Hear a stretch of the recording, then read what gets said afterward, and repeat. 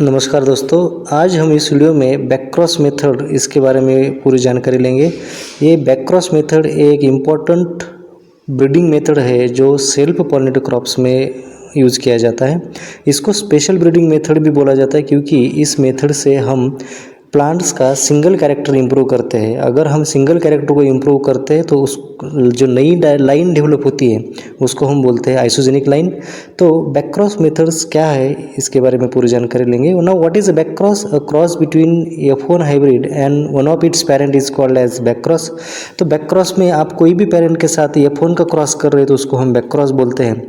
तो ये breeding method हम इसलिए डेवलप करते हैं, मैंने पहले ही बताया कि हम आइसोजेनिक लाइन या हमें कोई सिंगल कैरेक्टर को इम्प्रूव करना है तो उस समय हम बैक क्रॉस मेथड्स का इस्तेमाल करके हम नया कैरेक्टर डेवलप करते हैं। तो ट्रांसफ़र द मेजर जीन, उसमें डिसीज रेजिस्टेंट जीन ट्रांसफ़र कर सकते हैं। To transfer the alien cytoplasmic male sterile gene, मतलब आपको मेल स्टाइल जीन ट्रांसफ़र करने के लिए भी ये इंपॉर्टेंट मेथड है। कुछ टर्मिनोलॉजीज़ है जो हम बैक क्रॉस ब्रीडिंग मेथड में यूज़ करते हैं। पहला है recurrent parent. So recurrent parent is also called as recipient parent, यानी कि जो रिसिपिएंट पेरेंट होता है उसको हम रिपीटेटिवली बार बार बैक क्रॉसिंग में यूज़ करते हैं। और जो डोनर पेरेंट होता है उसको हम नॉन रिकरेंट पेरेंट बोलते हैं। तो donor parents used only once in our back cross breeding program methods. Now ये जो हम back cross breeding program method में दो प्रकार के मेथड होते हैं। एक होता है ट्रांसफ़र ऑफ डोमिनेंट जीन और दूसरा मेथड होता है ट्रांसफ़र ऑफ रिसेसिव जीन। तो ये दो मेथड्स के बारे में हम डिस्कस करेंगे। Now, if you want to transfer the dominant gene, then what we will do? जो डोमिनेंट जीन होता है उसका जो डोनर पेरेंट है उसमें समझ लीजिए कोई डिसीज रेजिस्टेंट जीन है और वो डोमिनेंट है, तो रिसिपिएंट पेरेंट में जो ससेप्टिबल जीन है वो रिसेसिव होगा। तो हम पहले क्या करेंगे, पहले उन दोनों में क्रॉस करेंगे। F1 आएगा कैपिटल R स्मॉल r, और उसका बैक क्रॉस हम क्या करेंगे, रिकरेंट पेरेंट के साथ करेंगे, उसी को हम रिसिपिएंट पेरेंट बोलते हैं। तो capital R cross with small r आपका पहला BC1 बनेगा। BC1 में आपकी दो प्रकार की प्रोजनी आएगी, small r capital R small r। इसमें हम क्या करेंगे, स्मॉल r को डिस्कार्ड करेंगे क्योंकि ये क्या है, ये आपकी डिसीज ससेप्टिबल प्रोजनी है। उसके बाद फिर दूसरा हम बैक क्रॉस बनाने के लिए हम रिकरेंट पेरेंट के साथ क्रॉस बनेंगे। फिर BC2 आएगा, सेम प्रोसीजर हम फॉलो करेंगे। We will spray the disease spore, फिर हम वहाँ पे डिस्कार्ड करेंगे हमारा स्मॉल r। फिर हम थर्ड बैक क्रॉस करेंगे, हमारे पास BC3 प्रोजनी आएगी, फोर्थ। इस तरह से हम रिपीटेटिवली क्या करते हैं, बैक क्रॉस 6 तक हम रिसिपिएंट पेरेंट्स को हम बैक क्रॉसिंग करते जाएंगे। और क्या करेंगे, हम डोनर पेरेंट का एक जीन टारगेट करके हम उसके बाद जब BC6 आएगा तब हम BC6 को सेल्फिंग करेंगे। क्योंकि आप अगर BC6 को देखेंगे तो ये हेट्रोजाइगस कंडीशन में है। तो हेट्रोजाइगस प्रोजेनी को हमें क्या करना है, होमोजाइगस कंडीशन में आपको आइसोलेट करके सेलेक्ट करके आपको as a isogenic line release करना है या डेवलप करना है। तो हम क्या करेंगे, फिर उसका सेल्फिंग करेंगे, तो वो बनेगा BC6F2। अब BC6F2 में हमें ये नहीं पता है कि कौन कैपिटल R है, कौन कैपिटल R स्मॉल r और स्मॉल r है। क्योंकि आप जब इसकी कैपिटल R स्मॉल r की सेल्फिंग करोगे तो 3 प्रकार की प्रोजनी मिलेगी। तो आप कहाँ पे डिसाइड करोगे, BC6F3 में, जहाँ पे यूनिफॉर्म लाइन परफॉर्म करेगी वो क्या होगी, वो आपकी प्रोजनी होगी होमोजाइगस लाइन। और उसका आप क्या करोगे, आप मल्टीलोकेशनल यील्ड ट्रायल और उसके बाद वैरायटी रिलीज हो जाएगी। तो ये है आपका transfer of dominant genes in back cross method. दूसरी मेथड है transfer of recessive gene by using back cross method. अगर आप देखोगे तो डोमिनेंट जीन ट्रांसफ़र करना as compare to recessive gene transfer करना इजी था, लेकिन यहाँ पे आपको रिसेसिव जीन ट्रांसफ़र करना डिफिकल्ट होता है। वो कैसे हम देखेंगे, अगर आप यहाँ पे देखेंगे तो नॉन रिकरेंट पेरेंट जिसको हम डोनर पेरेंट बोलते हैं उसमें समझ लीजिए डिसीज रेजिस्टेंट जीन रिसेसिव है, स्मॉल r है, और आपका जो रिकरेंट पेरेंट है उसी को हम रिसिपिएंट बोरेंट पेरेंट बोलते हैं, वो कैपिटल R है।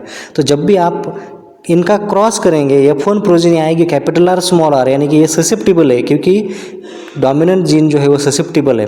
इसका हमें क्या करना है, इसका क्रॉस करना है रिकरेंट पेरेंट से, यानी कि रिसिपिएंट पेरेंट से कैपिटल R। अब यहाँ पे आप क्या करोगे, इसका क्रॉस करने के बाद आपको दो प्रकार की प्रोजेनी आएगी BC1 में, वो है capital R capital R, capital R small R. अब यहाँ पे आपको सेल्फिंग करनी पड़ेगी क्योंकि आपको यहाँ पे दोनों प्रोजेनी क्या है, ससेप्टिबल है, तो आपको यहाँ पे रेजिस्टेंट प्रोजेनी डेवलप करनी पड़ेगी। तो जब आप दोनों का सेल्फिंग करोगे तो कैपिटल आर का सेल्फिंग कैपिटल आर होगा, कैपिटल आर स्मॉल आर का selfing capital R small R, capital R small R. तो यहाँ पे आप क्या करोगे, यहाँ पे डिसीज रेजिस्टेंस जो शो करता है वो आपकी होगी BC1F1। उसके साथ फिर आप क्या करोगे, आप रिकरेंट पेरेंट का क्रॉस करोगे, यानी कि हर 2 साल के बाद आपको क्या करना पड़ रहा है, after every 2 years you need to make the selfing of your BCF progeny. BCF मतलब F2, BCF2 प्रोजेनी। उसके बाद फिर हम क्या करेंगे, बैक क्रॉस करेंगे रिसिपिएंट पेरेंट्स का कैपिटल आर स्मॉल आर के साथ कैपिटल आर का। उसके बाद फिर आपके पास क्या होगा, capital R small R progeny आएगी। फिर यहाँ पे आपको BC3 के बाद फिर आपको सेल्फिंग करनी पड़ेगी, तो वहाँ पे BC3F2 हो जाएगा। तो इस तरह से after every 2 successive back crossing you need to do 1 selfing. आप यहाँ पे देख रहे हो कि BC3F2 करना पड़ेगा, यानी कि फिर सेल्फिंग करनी पड़ेगी। यहाँ पे फिर जो प्रोजेनी आपको रेजिस्टेंस शो करेगी उसका क्रॉस फिर रिकरेंट पेरेंट के साथ करना है। तो इस तरह से आपको यहाँ पे as compare to transfer of dominant gene 4-5 साल यहाँ पे एक्स्ट्रा लगता है। तो ये इसका प्रॉब्लम है। प्रॉब्लम मतलब आपको ड्यूरेशन ज़्यादा लग रहा है, आपको ज़्यादा केयर लेनी पड़ रही है, आपको सेल्फिंग करके देखना पड़ रहा है, क्योंकि ये रेजिस्टेंट जीन है वो है रेसेसिव है, तो इसलिए आपको ज़्यादा केयर करना पड़ता है। तो फिर हम क्या करेंगे, फिर हम BC6 में फिर हम एक बार प्रोजेनी को क्रॉस करेंगे रिकरेंट पेरेंट के साथ। फिर आपको यहाँ पे दिख रहा है कि फिर प्रोजेनी कौन सी आएगी, कैपिटल आर स्मॉल आर। फिर आप क्या करोगे, इसका सेल्फिंग करोगे। तो इस तरह से आपको BC6F2 प्रोजेनी आपको मिल जाएगी। अब यहाँ पे जो प्रोजेनी आपको मिल रही है वो जो रेजिस्टेंस जो शो करेगी, तो वो प्रोजेनी को आप यहाँ पे ज़्यादा सेल्फिंग करते बैठने की ज़रूरत नहीं है।